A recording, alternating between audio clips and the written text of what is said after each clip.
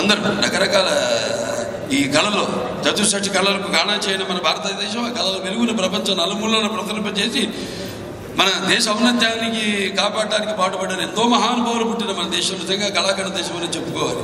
నిజమే, కళ గొప్పదే, కళకు చావు లేదు, అది నిజమే. అదే ఇది. ఒకసారి అయ్యా 18వ శతాబ్దంలో అయ్యలరాజు నారాయణ రామాచుడు రాసిన ఎన్సైక్లోపీడియా, ఇందులో లేదండి. పక్షుల గురించి, పశువుల గురించి, ఎన్ని రకాల ఇవి ఉండేవి, అపరాధం ఉండేవి. అంటే బియ్యం ఎన్ని రకాల 128 జాతుల బియ్యం గురించి రాశాడు ఇతను. ఇది కనుక పోతే మళ్ళీ తెలుగు లాలెట్టిపోతుంది. అందుకని దానికి సమర్థుడు. పద్యం అంటే ఇష్టం, తెలుగు అంటే ఇష్టం.